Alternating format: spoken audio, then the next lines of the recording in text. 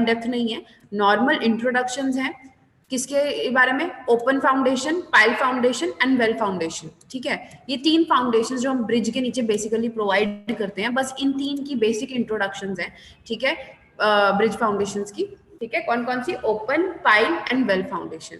अगर देखा जाए कि ब्रिज फाउंडेशंस होती क्या है, आपको अगर इस इमेज से बताएं तो हमने ये सेक्शन इसका देखा था, तो इसमें क्या था कि नॉर्मल हमारा ऊपर सुपर स्ट्रक्चर हो गया, नीचे हमारा सब स्ट्रक्चर हो गया। ठीक है, अब ये सारा स्ट्रक्चर किसके ऊपर लाई कर रहा है, जो मेन आपका क्या है, फाउंडेशंस। ठीक है, पायर आपके किसके ऊपर है, फाउंडेशन के ऊपर है। पायर आपके किसके ऊपर है, हेलो आवाज आ रही है बच्चे? Yes ma'am. हाँ ओके, पायर आपके किसके ऊपर लाई कर रहे हैं, foundation, pier and abutment foundation के ऊपर। तो अल्टीमेटली जितना भी जो लोड इस सुपर स्ट्रक्चर पे है, जो हमारे इस डेक के ऊपर है, व्हीकल्स मूव कर रहे हैं या फिर इनका डेड लोड है, या जितना भी लाइव लोड एक्ट कर रहा है या विंड लोड एक्ट कर रहे हैं, या फिर कल को अगर मान लो इन फ्यूचर अगर अर्थक्वेक आता है, तो जितनी भी डिस्टर्बेंस होती है अगर होती है, तो अल्टीमेटली क्या चीज है जो सपोर्ट करती है या लोड्स को बियर करती है, दैट इज फाउंडेशन। सारा लोड अल्टीमेटली कहाँ आता है, पायर से फाउंडेशन पे आता है, एंड फाउंडेशन जो नीचे मिट्टी होती है ना, उस पे क्या करती है, लोड को डिस्ट्रीब्यूट करती है, ताकि हमारा स्ट्रक्चर क्या रहे, स्टेबल रहे, कोई इसमें दिक्कत ना आए। हाँ ठीक है, तो नीचे फाउंडेशन जो होती है वो एक मेजर कंपोनेंट है हमारे ब्रिज का, जो एक्चुअल में लोड को क्या कर रही है, सब सॉइल पे डिस्ट्रीब्यूट कर रही है। ठीक है, तो आपने देखा आखिरी में फाउंडेशन जिसमें प्रोवाइडेड है नीचे। ठीक है, तो अब जरा स्टडी करते हैं what is bridge foundation.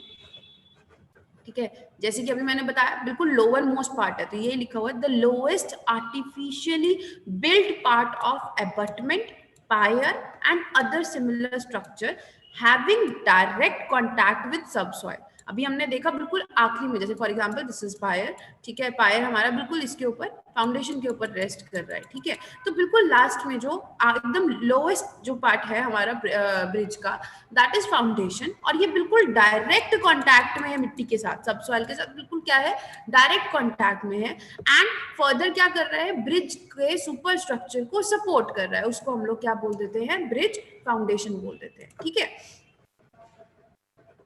And जब भी हमें ब्रिज फाउंडेशन मतलब डिजाइन करनी है, ठीक है, ब्रिज के फाउंडेशन को डिजाइन करना है, तो हमारे पास काफी डिटेल नॉलेज होनी चाहिए सॉइल की प्रॉपर्टीज की, हाइड्रोलिक्स की। ठीक है, मतलब जितना भी उसका जो ग्राउंड वाटर टेबल है उसका सारा हमें पता होना चाहिए। ठीक है, स्ट्रक्चर का प्रॉपर एनालिसिस हमारे पास होना चाहिए, and for a safe economic and aesthetical sound design of bridge foundation it is essential to correctly estimate safe bearing capacity of sub soil. जो नीचे मिट्टी है उसकी बियरिंग कैपेसिटी का हमें प्रॉपर आइडिया होना चाहिए। आप लोगों ने सॉइल पढ़ी है तो हम वहाँ पे बियरिंग कैपेसिटी की बात करते थे। सिमिलरली हमने वहाँ पे भी स्टडी किया था कि जब भी हम कोई स्ट्रक्चर डिजाइन करते हैं तो हमें मिट्टी की स्टेबिलिटी का अंदाजा होना चाहिए, और मिट्टी किस टाइप की है, मिट्टी की प्रॉपर्टीज कैसी हैं, वो सब पता होना चाहिए, ताकि हम स्ट्रक्चर को उसी हिसाब से क्या कर सके, फर्दर डिजाइन कर सके। क्योंकि अल्टीमेटली जो हमारा स्ट्रक्चर है वो किसके ऊपर लाई कर रहा होता है, सब सॉइल के ऊपर ही लाई कर रहे हैं, तो हमें उसका पूरा आइडिया होना चाहिए कि उसकी बेसिक प्रॉपर्टीज क्या है। ठीक है,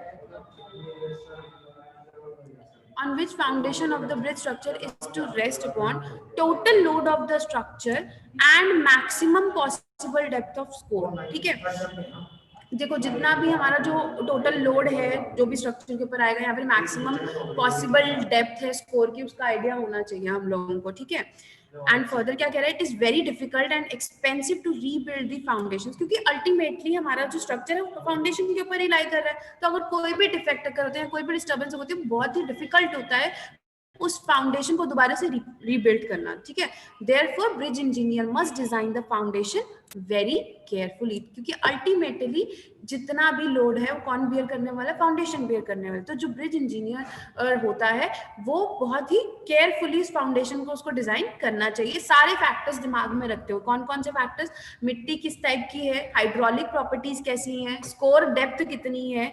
अच्छा, आप लोगों को स्कोर डेप्थ पता है, what is scour depth, what is scoring?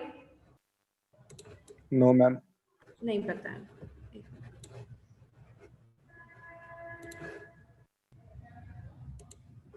देखो ये क्या है, पायर है। ठीक है, दिस इज पायर। अब ये आपका एक सिर्फ पायर, एक सिंगल पायर शो किया हुआ है, ठीक है। मान लो अगर यहाँ पे ब्रिज है, ठीक है, हमने ब्रिज बनाया, ये रिवर है, यहाँ पे अबटमेंट है साइड पे, ठीक है। तो बेसिकली एक ब्रिज का स्ट्रक्चर है और एक पायर के थ्रू मैं आपको समझा रही हूँ।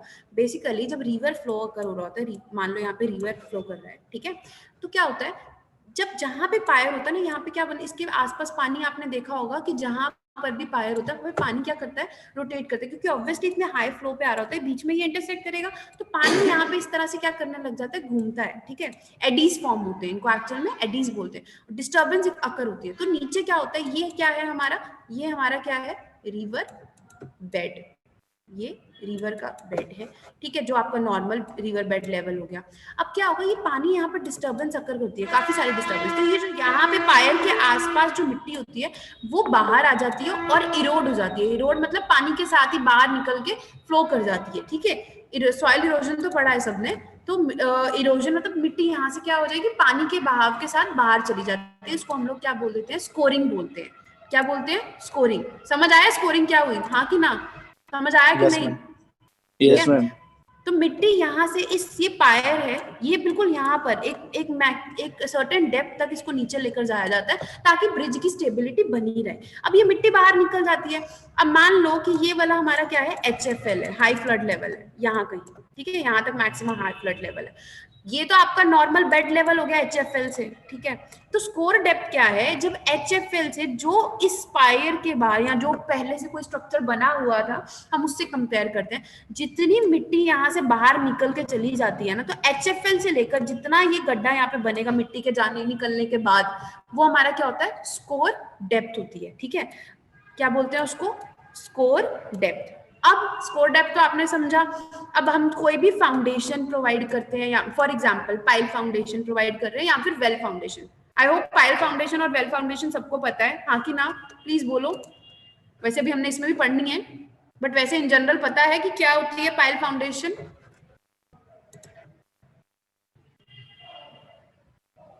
विकास पता है, विकास, फानिश, समीना, आस्था, बच्चे रिप्लाई तो करा करो, मैं वहीं पे रुक यस मैम। जाती हूँ। पता है ना कि पाइल फाउंडेशन क्या होती है, वेल फाउंडेशन क्या होती है।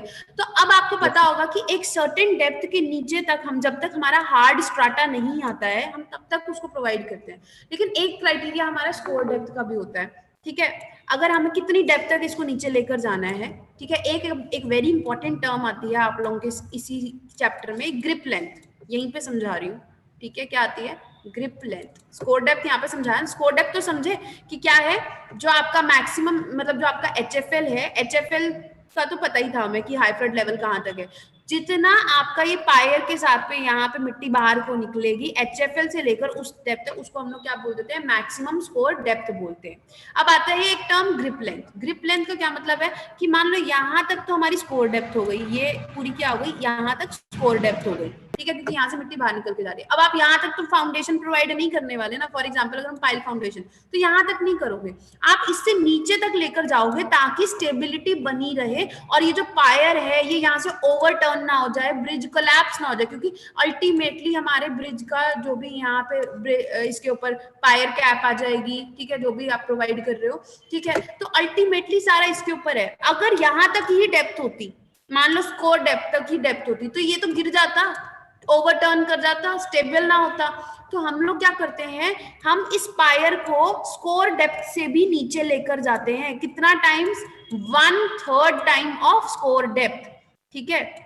जो ये स्कोर डेप्थ HFL से लेकर जहां तक मैक्सिमम स्कोरिंग, जहां तक मैक्सिमम मिट्टी बाहर निकल रही थी, जो उसकी हाइट, मतलब यहाँ तक अगर मैं बोलूँ ये अगर स्कोर डेप्थ थी, तो हम 1/3 ऑफ स्कोर डेप्थ हाइट नीचे और लेकर जाते हैं फाउंडेशन को, ताकि वो मिट्टी में अंदर मतलब प्रॉपरली स्टेबल रहे, उसको यहाँ पे होल्ड मिले, प्रॉपर स्टेबिलिटी रहे। तो हम 1/3 ऑफ स्कोर डेप्थ की हाइट पे इसको और नीचे लेकर चले जाते हैं, जिसको हम लोग क्या बोल देते हैं, ग्रिप लेंथ बोलते हैं, ताकि इस मिट्टी के साथ इस पायर की क्या बनी रहे, या फिर जो इसके नीचे जो भी प्रॉपर पाइल फाउंडेशन है, जो भी उसकी ग्रिप बनी रहे, उसको हम लोग क्या बोल देते हैं, ग्रिप लेंथ। समझ आया कि ग्रिप लेंथ क्या है, नहीं आया तो बोलो। यस मैम, आ गया। आ गया।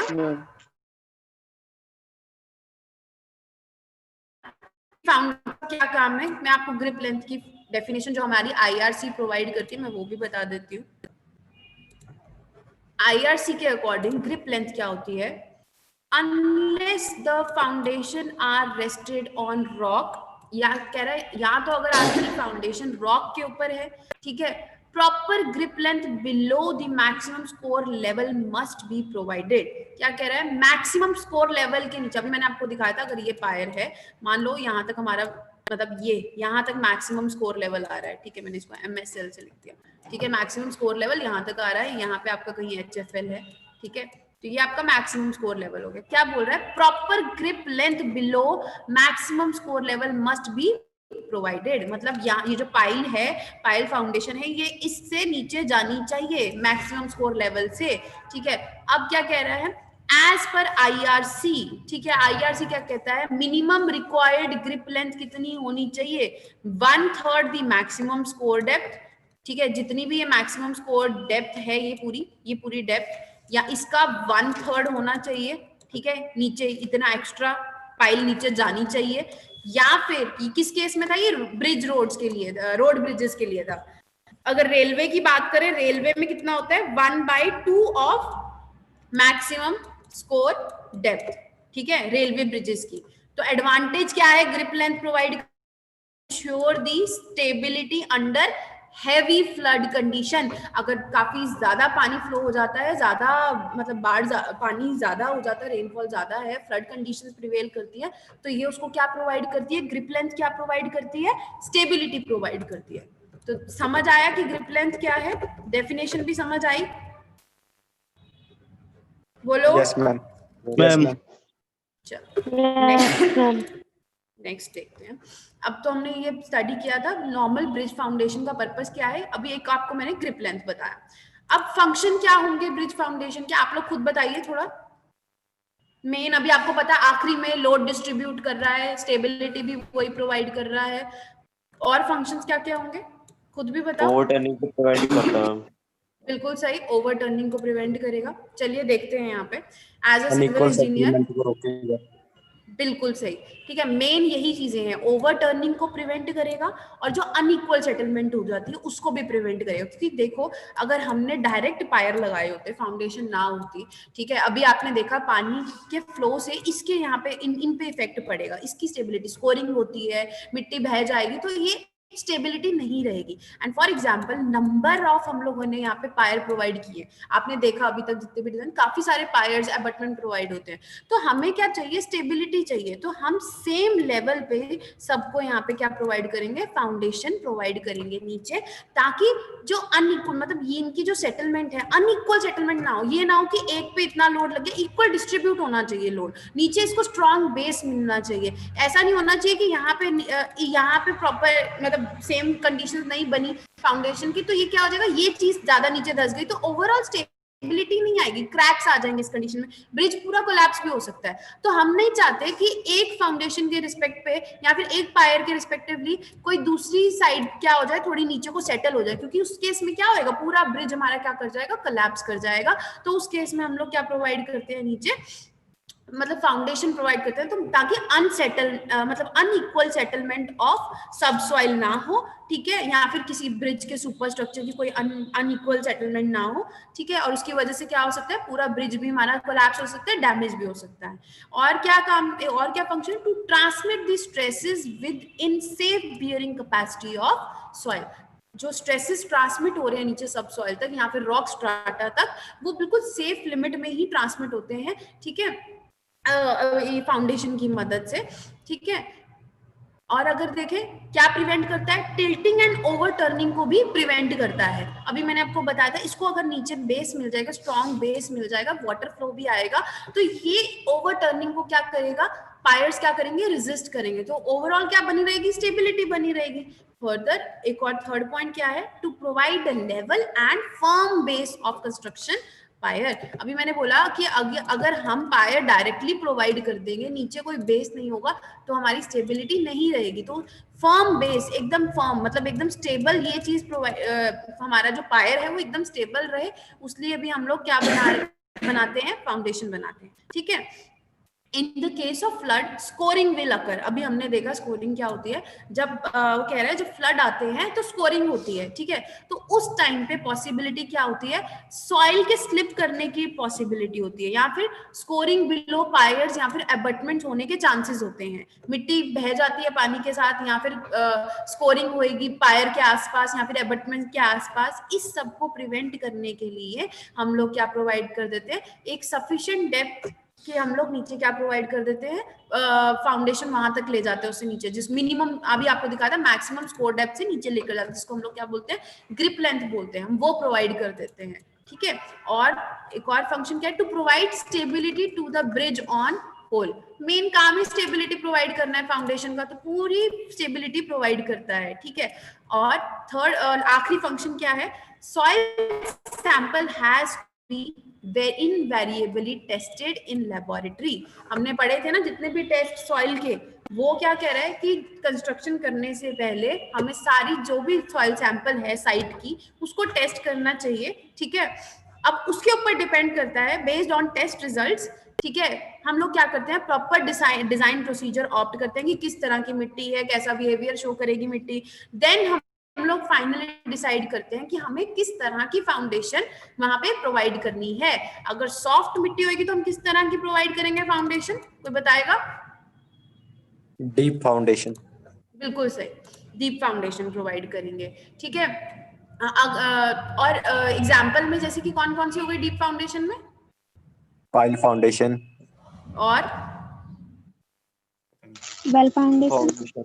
वेल फाउंडेशन भी, ठीक है, जहां पे काफी सॉफ्ट है डाटा स्ट्राटा लाई करता है। पाइल की अगर बात करें, पाइल फाउंडेशन की अगर बात करें, एक सर्टेन डेप्थ तक हमारा क्या होता है, सॉफ्ट स्ट्राटा होता है, उसके बाद से नीचे क्या लाई कर रहा होता है, हार्ड स्ट्राटा। वहां पे हम लोग क्या प्रोवाइड कर देते हैं, पाइल फाउंडेशन। जहां पे एक सर्टेन डेप्थ तक नीचे जो मिट्टी है सॉफ्ट है, हम वहां तक पाइल फाउंडेशन लेकर जाते हैं जहां पे हार्ड स्ट्राटा है। वेल फाउंडेशन हमारी जो मिट्टी है वो मतलब एक काफी ज्यादा डेप्थ तक क्या है, सॉफ्ट है। हार्ड स्ट्राटा काफी मतलब काफी मतलब इतना इजीली वहां पे रिटेन नहीं था, तो उस केसेस में हम लोग प्रेफर क्या करेंगे, वेल फाउंडेशन प्रेफर करते हैं। आगे भी पढ़ रहे हैं, वहां पे ये दिखाती हूँ आपको डिफरेंसेस कि कहाँ पे कौन सी प्रोवाइड करनी है। एक मिनट। नेक्स्ट, रिक्वायरमेंट क्या है ब्रिज फाउंडेशन की, खुद बताइए क्या क्या रिक्वायरमेंट होंगी, क्यों प्रोवाइड करेंगे। फंक्शंस भी पढ़ लिए, रिक्वायरमेंट बताइए। स्टेबिलिटी मेंटेन करने के लिए। बिल्कुल सही। और अगर हम रिक्वायरमेंट की बात करें ब्रिज फाउंडेशन की, हम लोग बेसिकली क्या करते हैं, सर्टेन डाटा कलेक्ट करते हैं, ठीक है। अब वो डाटा क्या करना चाहिए, जो भी हमने कलेक्ट किया वो हमारी जो मतलब ब्रिज फाउंडेशन डिजाइन उसको सूटेबल, मतलब कौन सी प्रॉपर्टीज किस फाउंडेशन को सूटेबल होगी उसको दिमाग में रखते हुए हम लोग फाउंडेशन डिसाइड करते हैं। तो अगर बेसिक रिक्वायरमेंट्स देखी जाए ब्रिज फाउंडेशन की क्या क्या है, सबसे पहले various types of forces acting on foundation while maximum flood take place. जब भी फ्लड आता है तो उस टाइम पे कौन कौन सी फोर्सेस एक्ट कर रही होती है वो देखते हैं। देन ग्रिप लेंथ, अभी मैंने आपको बताया, हमें उसका आइडिया होना चाहिए। सेफ्टी कंडीशंस क्या क्या हैं अगेंस्ट इरोजन या फिर अर्थक्वेक, उसका आइडिया होना चाहिए, ठीक है। Then various pressures acting on foundation, जितने भी एक्ट करते होंगे फाउंडेशन के ऊपर, चाहे वो वाटर प्रेशर हो गया, चाहे वो आपका स्ट्रक्चर की वजह से हो गया, या फिर जो उसके ऊपर ब्रिज के ऊपर जो लोड कैरी कर रहा है उसकी वजह से, उन सबका आइडिया हमें होना चाहिए, ठीक है।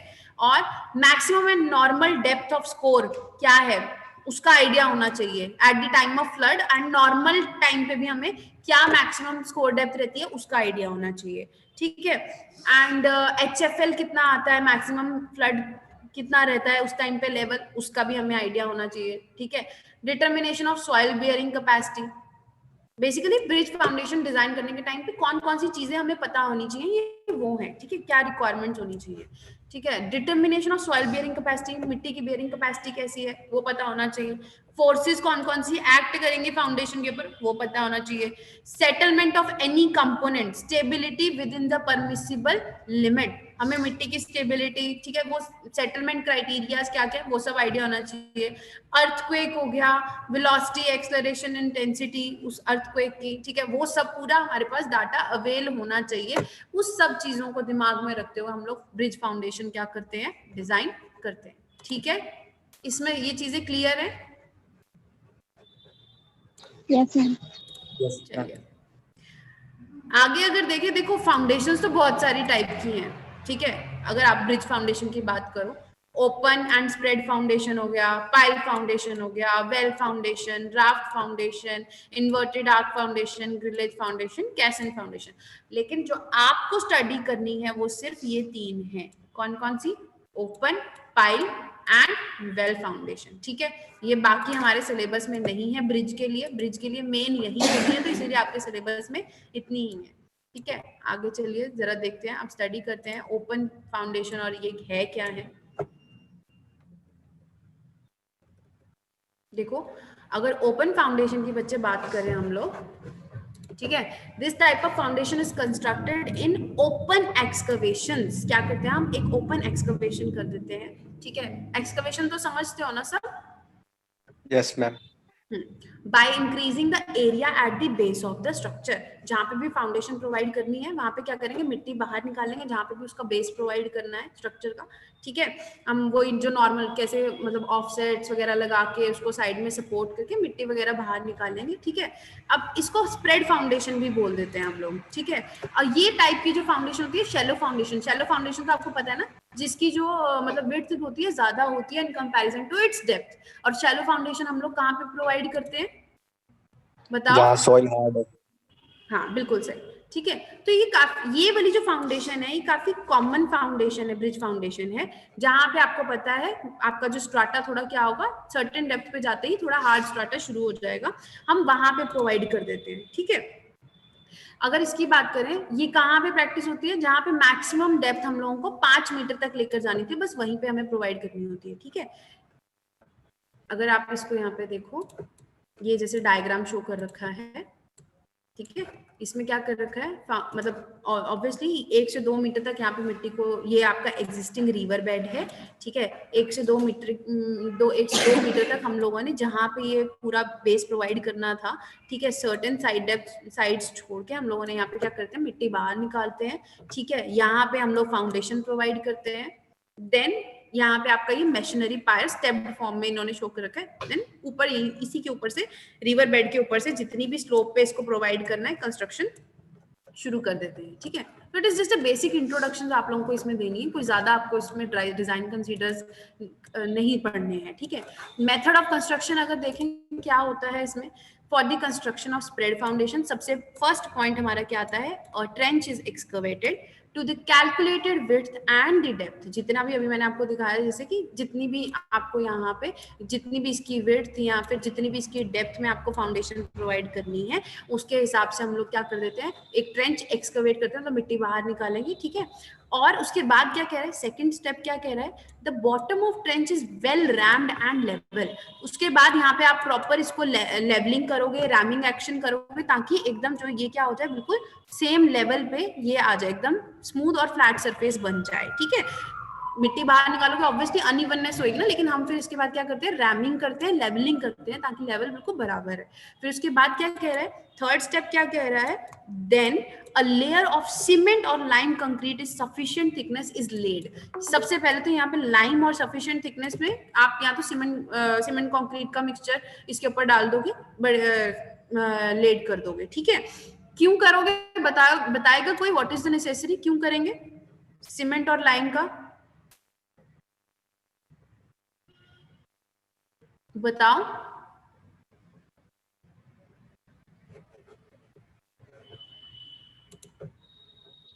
हाँ जी, कोई बोलेगा? मैम बेस बनाने के लिए। बेस तो बना ही रहे हैं, लेकिन हम वहां पे क्यों ले कर रहे हैं, यहाँ पे रिवर बेड है, ठीक है। स्टेबिलिटी तो हमें चाहिए ना, थोड़ा सा नीचे हार्ड भी तो बेस चाहिए, ठीक है।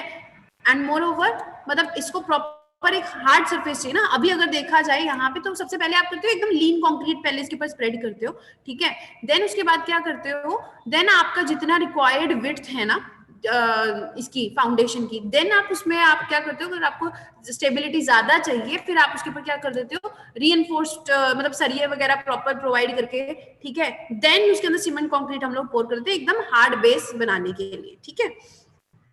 एंड फर्दर क्या करते हो उसके बाद, ओवर दिस कंक्रीट बेड, ये जो यहाँ पे अभी आपने इसके ऊपर यहाँ पे प्रॉपर एक कंक्रीट बेड बिछाया, ठीक है, फिर उसके बाद हमारा ऊपर क्या शुरू हो जाता है, मशीनरी वर्क शुरू हो जाता है, किसका, पायर और एबटमेंट का। नीचे ये प्रोवाइड किया, ठीक है, एक बेस प्रोवाइड किया सीमेंट कंक्रीट का, अगर ज्यादा स्ट्रेंथ चाहिए तो हम लोग बीच में रीइंफोर्समेंट भी प्रोवाइड करते हैं, देन उसके ऊपर हमारा क्या शुरू हो जाता है, पायर और एबटमेंट का कंस्ट्रक्शन प्रोसेस ऊपर हम लोग शुरू कर सकते हैं, ठीक है। आगे क्या रहा है, the area of masonry work is gradually reduce to the abutment और pier area at the top by providing offsets of 5 centimetre on either sides, ठीक है। अभी जैसे आप लोगों ने यहाँ पे देखा इस ऊपर इमेज में,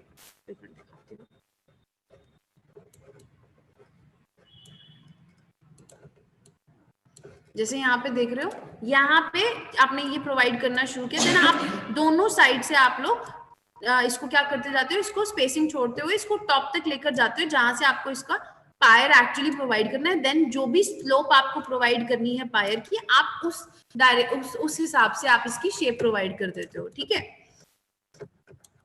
नेक्स्ट अगर देखा जाए कि ये कहाँ पे सूटेबल, कहाँ पे है, स्प्रेड और open foundation are suitable for bridges of moderate height, ठीक है, and built on dry ground, कहाँ पे, ड्राई ग्राउंड जहां पे होता है वहां पे, एंड जो कि थोड़ा सा फर्म होता है, जो स्ट्रक्चर को प्रॉपरली, जो आपका सबसॉइल है, जो स्ट्राटा है, जो नीचे है ऑलरेडी एग्जिस्टिंग स्ट्राटा है, वो थोड़ा फर्म होता है ताकि ऊपर स्ट्रक्चर को क्या कर सके, सपोर्ट कर सके। इसमें कोई दिक्कत? No ma'am. नेक्स्ट बच्चे हमारे पास जो आता है पाइल फाउंडेशन, ये टाइप की जो फाउंडेशन होती है ये कहाँ, ठीक है, और ये कहाँ पे प्रोवाइड की जाती है, जहां पे हमारी जो मिट्टी है नीचे कैसे होती है, सॉफ्ट होती है, पोरस होती है, ठीक है, एंड पाइल्स हमारी उस डायरेक्शन तक इसको लेकर जाया जाता है जहां पे नीचे जो स्ट्राटा है वो बाद में कैसे शुरू होता है, थोड़ा हार्ड स्ट्राटा शुरू हो जाता है, ठीक है। यहाँ पे लिखा हो सच सॉइल में be unsuitable to carry heavy loads coming from the top of the bridge, जो मिट्टी थोड़ी सॉफ्ट या पोरस होती है, इस तरह की मिट्टी जो होती है सूटेबल नहीं होती है हैवी लोड्स को बेयर करने के लिए, जो कि ब्रिज से ट्रांसफर होके कहाँ पे जा रहा है, सब सॉइल में जा रहा है। उस केसेस में हम लोग क्या प्रोवाइड करते हैं, पाइल फाउंडेशन प्रोवाइड करते हैं below the supporting structure like abutments and piers. For example अगर ये आपके यहाँ पे पायर है, ठीक है, एंड ये अगर इसका बेस है, तो इसको सपोर्ट करने के लिए हम लोग नीचे क्या प्रोवाइड कर देते हैं, यहाँ पे पाइल फाउंडेशन प्रोवाइड करते हैं। यहाँ पे पाइल कैप होती है जो इनको कलेक्टिवली जोड़ के रखती है, these are what, pile foundation, जिसके नीचे हम लोग पायर के नीचे प्रोवाइड कर देते हैं, ठीक है, और ये बिल्कुल इसी का ही पार्ट बन जाती है, इसलिए यहाँ पे लिखा हुआ है which become an integral part of construction, ठीक है।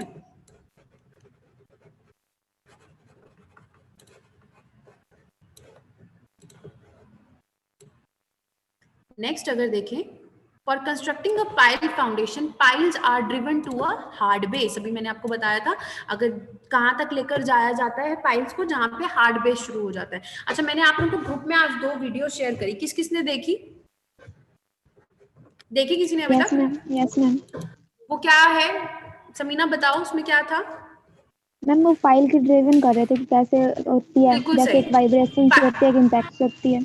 बिल्कुल सही, एक इम्पैक्ट से होती है और एक वाइब्रेशन से होती है। मैंने वो 2 वीडियो शेयर करी हैं बच्चे ग्रुप में, आप सबसे रिक्वेस्ट है प्लीज उसको देखना, वो आपको बहुत क्लियर करेगा कि पाइल फाउंडेशंस कैसे ड्राइव करी की जाती हैं, मतलब उनको नीचे तक इतनी डेप्थ तक कैसे पहुंचाया जाता है। जैसे आप यहाँ पे इमेज में देख रहे हो, ठीक है, क्या दिखाया हुआ है कि ये क्या है, आपका पायर है, ठीक है। पायर हमारा कहाँ क्या कर रहा होता है, अगर ये मैं आपको बोलूं कि ये यहाँ पे डेक है या फिर ये ब्रिज की स्लैब है, ठीक है, यहाँ पे आपकी ये पैरापेट वॉल्स हो गई, तो यहाँ पे इस पे व्हीकल्स मूव करेंगे और ये इसको सपोर्ट कर रहा है हमारा पायर, ठीक है। बेसिकली यहाँ पे क्या होती है, पायर कैप भी होती है, ठीक है, एंड ये आपका पायर हो गया नॉर्मल। यहाँ पे ये क्या है, आरसीसी कैप प्रोवाइड करिए ताकि ये इन पाइल्स को एक साथ जोड़ के रख सके, ठीक है।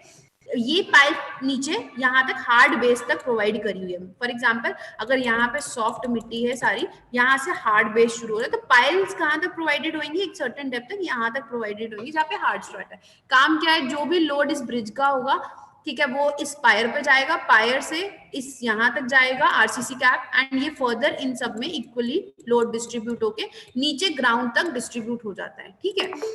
मैंने जो आपको वीडियो भेजी है वो किस चीज की भेजी है कि ये जो आपकी पाइल्स हैं इनको कैसे इतनी डेप्थ तक डिग किया जाता है, इनको कैसे ड्राइव किया जाता है अंदर। एक वाइब्रेटिंग हैमर होता है, उसके अंदर इनको फिक्स करके तो उसको वहां पे मतलब इतनी हाई वाइब्रेशन इंड्यूस हो रही होती है, ये नीचे थोड़ी सी शार्प होती हैं अगर इनकी एजेस, तो इनको अंदर तक डिग किया जाता है। रिक्वेस्ट है प्लीज वो देखना ताकि आपको पता चले किस तरह से इनको प्रोवाइड किया जाता है, ठीक है, नीचे सर्टेन डेप्थ तक।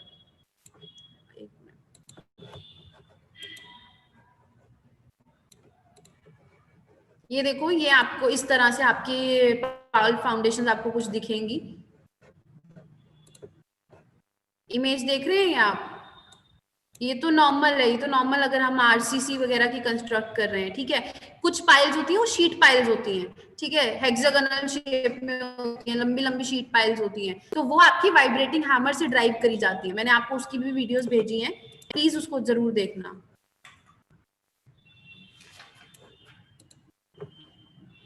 सी ये वाली जो शीटिंग हो रही है ना, नहीं प्रॉपर इमेज नहीं है, ये देख रहे हो, ये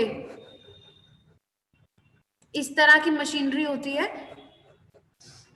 जो आपकी पाइल्स को ड्राइव करने के लिए यूटिलाइज करी जाती है। Can you see this image? Yes ma'am.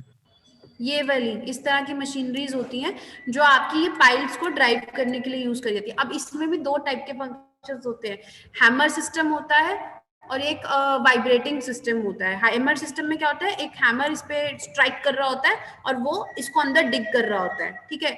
और वाइब्रेटिंग सिस्टम में क्या होता है, वाइब्रेशंस, काफी हाई वाइब्रेशंस इंड्यूस करी जा रही होती हैं जिसकी वजह से वो अंदर डिग हो रही होती है। तो वो दोनों मैंने आपको